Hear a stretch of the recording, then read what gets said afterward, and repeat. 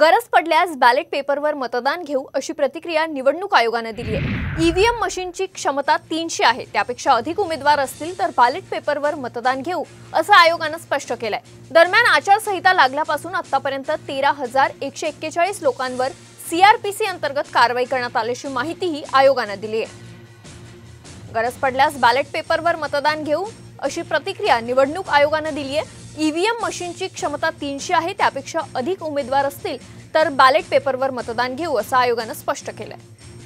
CrPC खाली 107, 110 आणि इतर कलमाखाली प्रतिबंधात्मक कारवाई करायची आहे। एमपीडीएस सह ते आपण 13,000 इसमावर आतापर्यंत कारवाई करण्यात आलेले आहेत।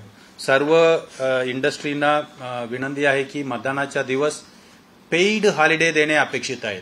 ईव्हीएमचा कॅपॅसिटी 300च्या आसपास असतात, 300च्या वर असेल तर आपण वोटर म्हणजे बॅलेट पेपर मार्फत करू शकतो। त्यांच्यासाठी पूर्णपणे आपल्याकडे तयारी आहे।